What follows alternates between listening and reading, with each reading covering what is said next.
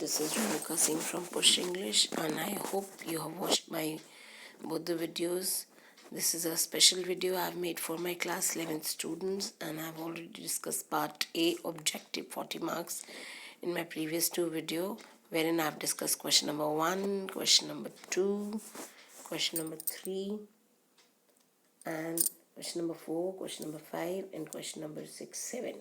So now, starting from question number 8, that is in part B.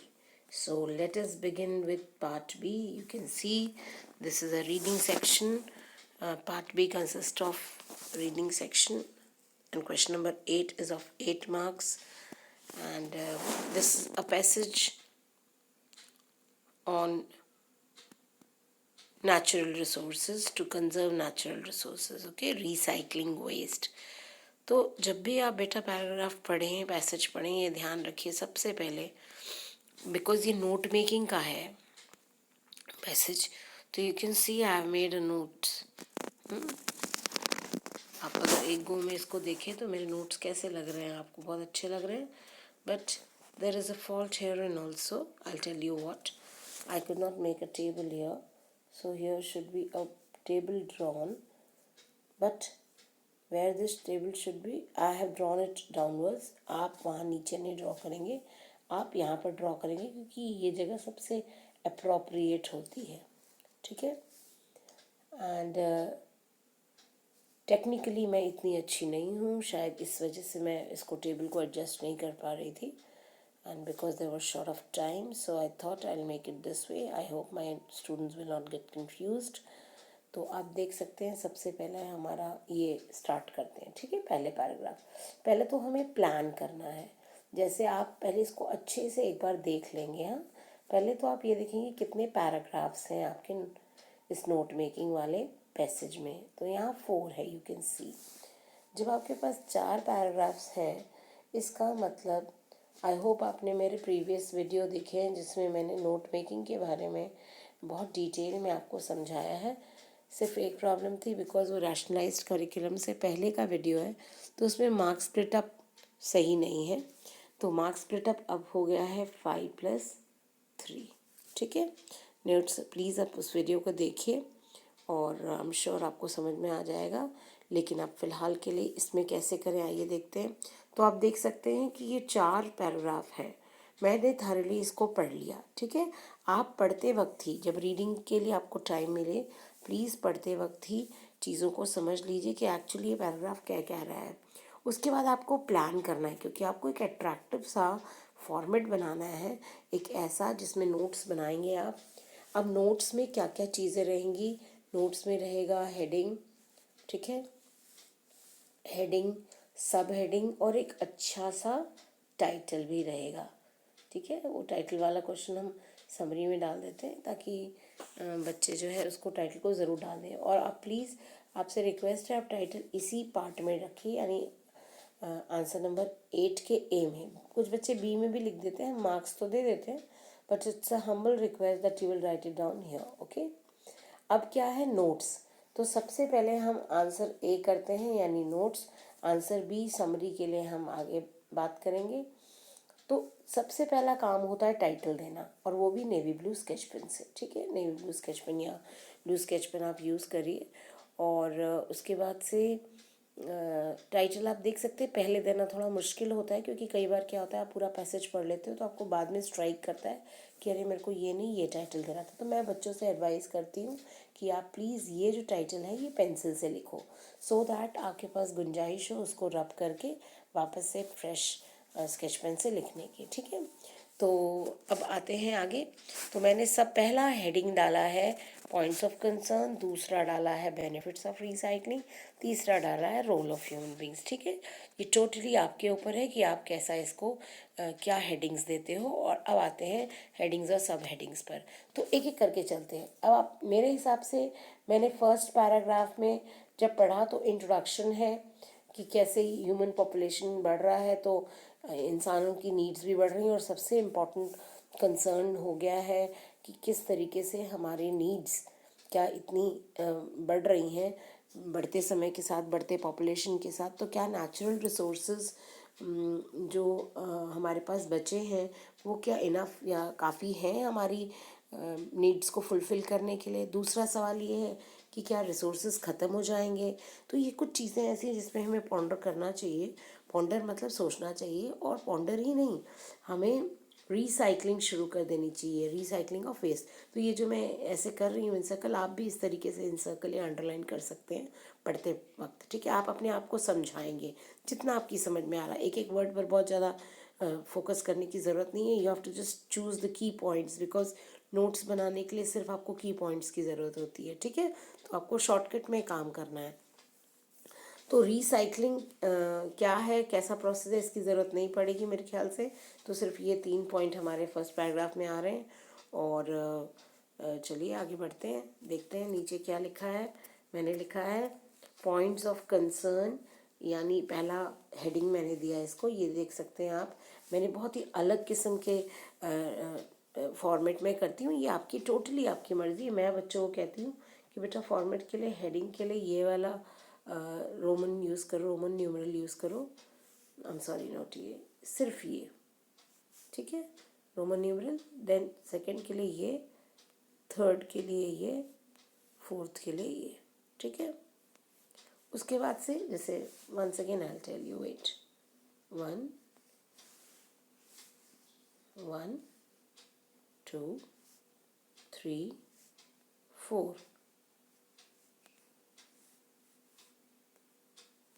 1 1 2 3 4। लेकिन बच्चों ध्यान रखना, ये जो मैं बोल रही हूँ वो ये है, ठीक है ना। और ये जो है ये सब हेडिंग्स है। तो ये हेडिंग है, ये सब हेडिंग है। इसके अंदर भी सब पॉइंट्स आ सकते हैं, आप डालो तो पॉइंट्स और सब पॉइंट्स इसके अंदर आ सकते हैं, ठीक है। ये आपकी मर्ज़ी है, आप आगे एक्सटेंशन आपको ज़रूरत लग रही है तो करिए, वरना मत करिए, ठीक है। तो ये फर्स्ट मैंने लिखा पॉइंट्स ऑफ कंसर्न, ठीक है। दूसरा मैंने लिखा बेनिफिट्स ऑफ रिसाइकलिंग। तीसरा मैंने लिखा रोल ऑफ ह्यूमन बीइंग। तो इस तरीके से अगर आपको ज़रूरत पड़ती, चूँकि 4 पैराग्राफ है, लेकिन मुझे ऐसा लगा कि मैंने फर्स्ट सेकंड और थर्ड पैराग्राफ को सबमर्ज कर दिया, तो आप कर सकते हो। It's totally on the important point that is highlighted in the paragraph. I hope इतना समझ में आया होगा। तो मैंने फर्स्ट पैराग्राफ में क्या पढ़ा था कि भाई इंक्रीजिंग पॉपुलेशन है, उनकी इंक्रीजिंग नीड्स है, हमारे पास नेचुरल रिसोर्सेज इनफ नहीं है, ठीक है। उसके बाद से क्या ये रिसोर्सेज ख़त्म हो जाएंगे, ये भी तो पॉइंट ऑफ कंसर्न है। फिर हमें पॉन्डर करने की ज़रूरत है और हमें रिसाइकलिंग वेस्ट स्टार्ट करने की ज़रूरत है।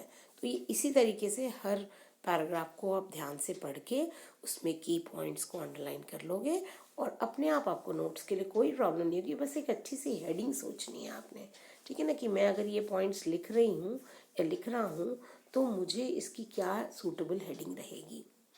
तो ये बेनिफिट है मेरे हिसाब से रिसाइकलिंग के सेकंड पैराग्राफ में, जिसमें ये बताया गया है कि ये हम इंसान और पर्यावरण दोनों के लिए बहुत ही बेनिफिशियल है, नेचुरल एनवायरनमेंट के लिए और भी और ह्यूमंस के लिए भी। उसी तरीके से बहुत कम एनर्जी की ज़रूरत पड़ती है रिसाइकलिंग वेस्ट को रिसाइकिल करने के लिए। तो ये बिल्कुल खर्चा नहीं है। और इनफैक्ट एक पॉइंट मैं यहाँ मिस कर गई हूँ, आप ये भी लिख सकते हैं कि इट सेव्स एनर्जी, ठीक है ना। ये दूसरा पॉइंट एक और हो जाएगा, आपको एक और सब हेडिंग मिल जाएगा। उसके बाद से preserve natural resources, but natural है ये, नेचुरल रिसोर्सेज प्रिजर्व करता है वेस्ट की रिसाइकलिंग। और उसके बाद से ये एयर और वाटर पोल्यूशन को भी रिड्यूस करता है। उसके बाद इंसानों का रोल क्या आ जाता है, आप देखेंगे हर पैराग्राफ का एक हर पैसेज का एक कंक्लूजन होता है। वो कंक्लूजन ज़रूर लास्ट पॉइंट होना चाहिए हमारा, ठीक है। तो इसमें कंक्लूजन यही था लास्ट की 2-3 लाइनों में कि हमें ये ज़रूरत है कि हम रिसाइकलिंग की इम्पोर्टेंस को रियलाइज़ करें, और जैसे हम अर्थ फ्रेंडली जैसे ही बनेंगे। ऑब्वियसली ये टर्म इको फ्रेंडली भी हो सकता है, इसको हम इको फ्रेंडली भी यूज़ कर सकते हैं। हाँ, अर्थ फ्रेंडली चूँकि पैसेज में यूज़ किया है तो आप इसको यूज़ कर सकते हैं। अर्थ फ्रेंडली में सब कुछ आ जाएगा, not only the natural resources but our nature, everything, the ecosystem, everything will come. तो वहाँ दिया है पैराग्राफ में कि इको फ्रेंडली बनना होगा ताकि हम धरती को एक अच्छी जगह बना सकें रहने के लिए, है ना। तो ये तो था। अब ये देखिए, इस पर मेन फोकस रहना चाहिए। मैंने भी वही किया है जो मैक्सिमम बच्चे करते हैं, और वो ये करते हैं कि ये जो लिस्ट ऑफ एब्रिविएशन यूज्ड है ये बच्चे नीचे बनाते हैं। अब बच्चों मुझे ये बताओ, और बहुत सारे सैम्पल पेपर्स में भी ऐसा दिया है, नो डाउट अबाउट इट, तो मैं बच्चों पर सवाल नहीं उठाऊंगी। मे भी आपका ध्यान नहीं गया, तो अब ध्यान दीजिए। ये जो एब्रिविएशन है पहले इसको स्टडी करते हैं, फिर मैं बताऊंगी कि इसकी सही जगह कहाँ है। ये क्वेश्चन के एंड में या आंसर के एंड में इसको नहीं लिखना है, इसको बिल्कुल साथ के साथ जहाँ आप नोट्स बना रहे हो, आप देखिए यहाँ पर, जहाँ जहाँ आप नोट्स बना रहे हो यहाँ पर आप इसको, इस बॉक्स को ड्रॉ करोगे, ठीक है। जो बॉक्स मैंने नीचे बनाया है बच्चों वो ऊपर आएगा, वो बॉक्स प्लीज़ ऊपर ले आइएगा, ठीक है। और यहाँ पर आपको वो बॉक्स बनाना है लिस्ट ऑफ एब्रिविएशंस का। Please make it sure that you make the box here. आप मुझे बताइए, आप जा कर के की या एब्रिविएशन जब नीचे बनाते हैं, कौन सा एग्जामिनर पहले नोट्स पढ़ेगा और फिर एब्रिविएशंस यूज़ करेगा, ठीक है। तो मैंने जानबूझ के यहाँ कुछ एब्रिविएशंस नहीं यूज़ किए। ये जैसे पॉपुलेशन आ रहा है या नेचुरल रिसोर्सेज हैं, ये मैंने इसलिए बनाया कि हम पहले ये देख लेंगे कि कौन कौन से वर्ड रिपीट हो रहे हैं, है ना। तो रिसोर्सेज वर्ड बार बार आ रहा है, रिसाइकलिंग वर्ड बार बार आ रहा है, ठीक है, और नेचुरल रिसोर्सेज आ रहा है। उसके बाद से पोल्यूशन, ये पोल्यूशन वर्ड आप देखिए ये आ रहा है, एयर एंड वाटर पोल्यूशन, है ना। तो ये मैंने इसलिए अभी फ़िलहाल एब्रिविएशन में नहीं यूज़ किया, लेकिन आप प्लीज़ ध्यान रखेंगे, आप जब इसको यूज़ करेंगे तो एब्रिविएशन में जो भी आपकी मर्ज़ी आप उसको एब्रिविएट कर सकते हैं। रिसाइकलिंग के लिए आप आर लिख दीजिए, नेचुरल रिसोर्सेज के लिए आप NR लिख दीजिए, जैसे मैंने ये टेबल बनाया, ठीक है। तो ये नोट्स बनाते वक्त ही आपने करना है, जो मैंने इसलिए नहीं किया था क्योंकि मैं आपको बता सकूं कि उनको कैसे यूज़ करना। अब आप देख सकते हैं ये खूबसूरत सा एक टेबल, ऐसा ही एक टेबल बना लेंगे आप, सीरियल नंबर, उसमें वर्ड, जिस वर्ड का एब्रीविएशन बना रहे हैं वो। और ये प्योरली आपके ऊपर होता है बच्चों कि मेरी मर्ज़ी है कि मैं इस कॉन्वर्जेसन को सिर्फ C लिखूं या CONSV लिखूं या CONS लिखूं, ठीक है। उसी तरीके से पोल्यूशन, रिसाइकलिंग और नेचुरल रिसोर्सेज। बस एक चीज़ का यहाँ ध्यान देना बच्चों, ये जो आप एब्रीविएशंस बनाते हो इसके मार्क्स होते हैं, और ये मिनिमम कितने होने चाहिए, 4, और मैक्सिमम कितने होने चाहिए, 8। अगर आप 4 से कम बनाते हो तो पूरे चांसेस है कि आपके नंबर डिडक्ट हो जाए, ठीक है। तो प्लीज़ मेक इट श्योर कि आप 4 तो एब्रीविएशन ज़रूर यूज़ करें। कुछ बच्चे क्या करते हैं, सिर्फ एब्रीविएशन वाला टेबल बना देते हैं बट वो एब्रीविएशन यूज़ नहीं करते। तो वो तो ऐसी वही बात होगी कि आपने उसको यूज़ ही नहीं किया, तो इस टेबल की ज़रूरत क्या है। तो आप प्लीज़ इन एब्रीविएशंस को यूज़ करिए, ठीक है। इसके अलग से 1 मार्क्स होते हैं आपके। अब इसमें ध्यान ये देना है बच्चों कि अब हम समरी पर चलते हैं। समरी में हाँ, ये 3 मार्क्स का क्वेश्चन है, इसलिए आपको वर्ड लिमिट का भी ध्यान रखना है। वर्ड लिमिट 80 वर्ड से ज़्यादा ना हो, करना कुछ नहीं है। अगर आपको नोट्स बनाने में थोड़ा भी टाइम लगा और आपने स्टडी किया है, बस उन्हीं नोट्स को समराइज़ कर देना है, आपको कुछ नहीं आना। मैंने देखिए एग्जैक्टली वही किया है। द अबव पैसेज हाईलाइट्स, आपको ये पता ही है कि क्या हाईलाइट कर रहा है, कि किस चीज़ की ज़रूरत है कि हम पॉन्डर करें, सोचें, विचारें और उसके बाद से कंजर्व करें अपने नेचुरल रिसोर्सेज को। यही था पहले पैराग्राफ में, पहले नोट्स में। उसके बाद से keeping in mind the increasing human population, है ना, ये ध्यान रखते हुए। तो रिसाइकलिंग ही एक तरीका है जिससे हम अपने नेचुरल रिसोर्सेज को सेव कर सकते हैं, एनर्जी को सेव कर सकते हैं, अपने ट्रीज़ फॉरेस्ट को सेव कर सकते हैं, पोल्यूशन को रिड्यूस कर सकते हैं। रिसाइकलिंग में दोनों ही नेचुरल एनवायरनमेंट और ह्यूमंस के लिए सही है। और ये हम इम्पोर्टेंस जब जानते हैं रिसाइकलिंग की तो हम इको फ्रेंडली हो जाएं, और ये इको फ्रेंडली होना हमारे प्लानट को एक खूबसूरत जगह बना देगा। तो आप देख सकते हैं जो मैंने नोट्स बनाए, कुछ कुछ वही नोट्स हैं, बस मैं एक जगह 1 लाइन और मैं ऐड कर सकती थी, पॉइंट ऑफ कंसर्न वाला, कि बट वो बहुत लेंदी जाता है इसलिए मैंने इसमें इंक्लूड नहीं किया। बट आप 1 लाइन लिख सकते हो, the point of concern is how to judicially use this natural resources and conserve them. बस 1 लाइन और ऐड हो गया, 80 वर्ड्स हो जाएंगे, ठीक। अब आते हैं राइटिंग सेक्शन में। राइटिंग सेक्शन में हमारा जो क्वेश्चन नंबर 9 होता है, इसमें चॉइस होती है आपको। क्लास 11th में हमारे बच्चों के लिए सिर्फ नोटिस है, और नोटिस है, ठीक है। यानी आपका जो इंटरनल चॉइस होगा वो नोटिस और नोटिस के बीच में होगा। तो आप देख सकते हैं क्वेश्चन नंबर 9, नोटिस एक ये रहा और एक ये रहा। बस मैंने इसको नंबरिंग क्वेश्चन नंबर 10 की है, आई एम सॉरी, ये क्वेश्चन नंबर 9 हो जाएगा, ठीक। चूँकि ये चॉइस है दोनों में, इसलिए इसको हम नंबरिंग डिफरेंट नहीं करेंगे। हाँ, ये कह सकते हैं 9A 9B लिख सकते हैं, जो भी है एग्ज़ाम का, जो भी आपके एग्ज़ाम में लिखते हैं। प्लीज़ नंबरिंग इसीलिए कहा जाता है, क्वेश्चन पेपर के हिसाब से करिए, अदरवाइज़ एग्ज़ामिनर के इंस्ट्रक्शन आप नहीं फॉलो करेंगे तो आपको मार्क्स नहीं मिलेंगे। और मैक्सिमम बच्चे इस नंबरिंग को करने में गलती करते हैं, ठीक है। तो let us come to notice. Question क्या पूछ रहा है, पहले क्वेश्चन जैसे ही आप पढ़ें प्लीज़ चीज़ों को अंडरलाइन कर लें। आप कौन है, अगर आप एक लड़की हैं तो प्रभा लिखिए, लड़का है तो प्रवीण लिखिए, ठीक है। तो ये पहले ध्यान रख लेना। If you are a girl you will write Prabha and if you are a boy you will write Praveen, ये अंडरलाइन कर लिया। फिर ये समझो, तुम प्रवीण हो और तुम सेक्रेटरी हो साइंस क्लब के, ठीक। उसके बाद से आप तुमको एक नोटिस निकालना है जिसमें इंटर स्कूल साइंस एग्जीबिशन के बारे में बच्चों को इन्फॉर्म करना और उन्हें पार्टिसिपेट करना है। तो आइए आंसर नंबर 9 पे चलते हैं, आगे बढ़ते हैं। और वो ये टेबल बनाया है मैंने, आप देखिए। हाँ, इसमें मैं मल्टी कलर्स नहीं यूज़ कर पाई, थोड़ा कलर्स यूज़ भी नहीं करना है मल्टी कलर, लेकिन येस, ब्लैक तो बिल्कुल नहीं यूज़ करना है। इसमें हमें यूज़ करना है कहाँ कहाँ नेवी ब्लू स्केच पेन। आप देखिए, आप नोटिस नेवी ब्लू से लिखेंगे, आप ABC public school Chennai navy blue से लिखेंगे, आप ये भी नेवी ब्लू से लिखेंगे, आप ये भी नेवी ब्लू से लिखेंगे, और आप ये दोनों भी नेवी ब्लू से, ये ज़रूरत नहीं है वैसे, ये नेवी ब्लू से लिखेंगे। इतनी चीज़ें, और चाहे तो ये भी नेवी ब्लू से। तो ये जो मैंने अंडरलाइन किया है बच्चों, यही आप सिर्फ नेवी ब्लू से लिखेंगे, ठीक है। बाकी सारा ब्लू पेन। और ये जो लाइंस आप बना रहे हो ये भी आप नेवी ब्लू से ड्रॉ कर लोगे। समझ में आया? ये क्यों मैं कह रही हूँ बेटा, नेवी ब्लू स्केच पेन्स का यूज़ मैं बार बार अपने वीडियोस में टाइम एंड अगेन एम्फसाइज इसलिए करती रहती हूँ because I know English paper में प्रेजेंटेशन बहुत ज़रूरी है। इनफैक्ट किसी भी सब्जेक्ट में आप जाएंगे, प्रेजेंटेशन अगर अच्छा रहेगा, आपका नीट प्रेजेंटेशन रहेगा तो एग्जामिनर ज़रूर इम्प्रेस होते हैं। हाँ, वो कंटेंट ज़रूर देखते हैं बट प्रेजेंटेशन हमें इम्प्रेस करता है, इसलिए हम प्रेजेंटेशन पर फोकस करते हैं, ठीक है।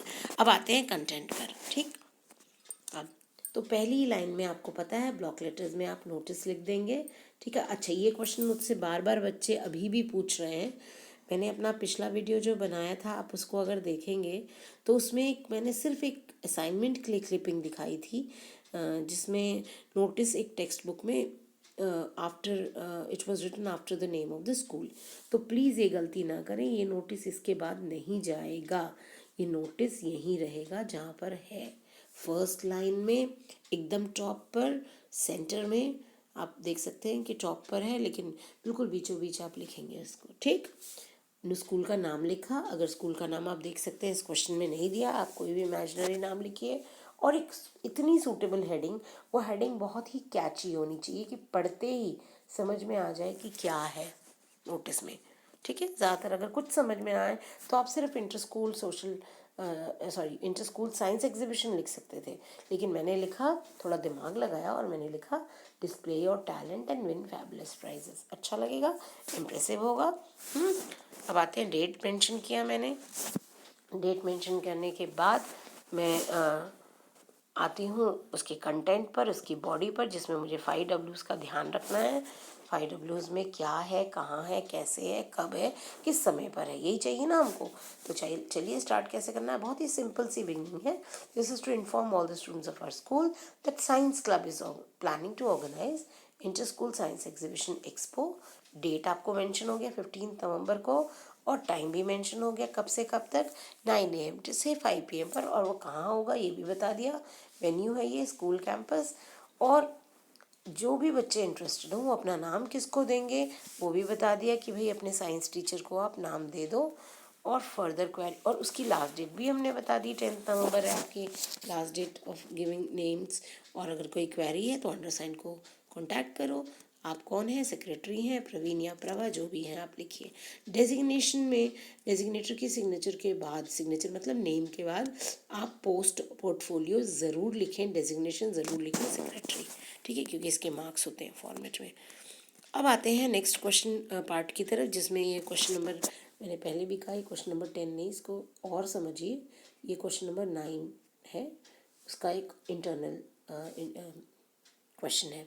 तो इस नोटिस में प्रिंसिपल को लिखना है नोटिस 50 वर्ड्स में, जहाँ बच्चों को स्पेशल कोचिंग के बारे में, क्रिकेट, बास्केटबॉल और टेनिस का स्पेशल कोचिंग चल रहा है वेकेशन के वक्त, वो बताना है आपको। तो आइए देखते हैं। सबसे पहला कि वही सेम चीज़ मैं बार बार अब नहीं बताऊंगी, मैंने सेम ही कॉपी कर लिया, क्योंकि यहाँ पर भी हमें स्कूल का नाम नहीं दिया है, लेकिन नोटिस का कंटेंट अलग होगा। कंटेंट है special coaching in sports in summer, ठीक है ना। एक मिनट बच्चों, हाँ ये हो गया, ये हमारी सूटेबल हेडिंग हो गई, ये हमारा डेट हो गया, ठीक है। अब जब हम बात करते हैं, शुरुआत कर, मैंने क्या कहा आपको कि मैंने वैसे का वैसे ही कॉपी कर लिया, इसलिए कुछ ऐसे फॉर्मेट्स रेडी रखिए बच्चों जो आपको एकदम याद हो, और सिर्फ आपको ये 3 चीज़ें भरनी हो, 3 या 4 चीज़ें वहाँ भर देनी हो, ठीक है। तो आप ऐसे बहुत सारे नोटिसेस अलग अलग वैरायटी के तैयार कर लीजिए, कम से कम 10 अलग अलग टाइप के नोटिसेस। ये आपको बहुत हेल्प करेंगे, क्योंकि मैंने देखा है बच्चे राइटिंग स्किल पढ़ते ही नहीं हैं, उनको ये लगता है अरे जो भी क्वेश्चन आएगा वो तो एग्ज़ाम में ही हम सोच के कर लेंगे।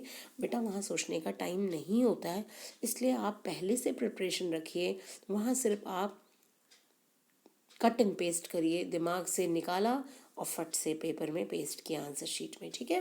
तो वैसे ही मैंने किया है। अब आप देखिए, स्पेशल कोचिंग के बारे में है, 5 से 7 AM होगा, स्कूल कैंपस में होगा, समर वेकेशन के वक्त होगा।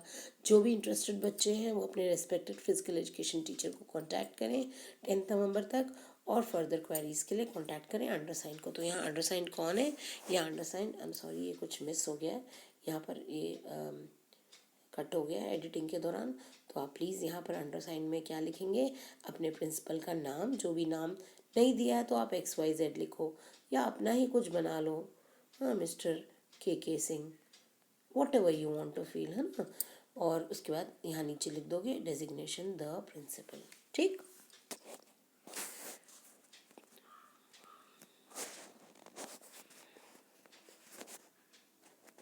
तो बच्चों ये था क्वेश्चन नंबर 9, जिसमें 2 ऑप्शंस थे हमारे पास, ठीक है, A और B, और आपको कोई एक करना होगा, ठीक। अब बच्चों चूँकि ये बहुत लंबा जा रहा है वीडियो, और ये पार्ट भी सब्जेक्टिव है, तो बट नेचुरल है, ऑब्जेक्टिव से ज़्यादा लगेगा, तो प्लीज़ मेरे वीडियोस ज़रूर देखिए एंड तक। ऑब्जेक्टिव पार्ट A के 2 वीडियोस हैं, 1 और 2, और उसी तरीके से सब्जेक्टिव के मुझे 3 बनाने पड़ेंगे, 1, 2 और 3, जिसमें से ये पहला है, दूसरा मैं कल अपलोड कर देती हूँ, और तीसरा भी जल्दी ही 1-2 दिनों में आ जाएगा, ठीक है। तो आई होप आप इन्जॉय करेंगे, ना सिर्फ इन्जॉयमेंट, मुझे लगता है कि आपकी प्रिपरेशन बहुत अच्छी होने वाली है, एंड आई एम श्योर अगर इससे आपको फ़ायदा हो, आपके मार्क्स बढ़ें, तो मुझे ड्रॉप करिएगा मैसेज बॉक्स में। I'll be the most happiest person on this earth।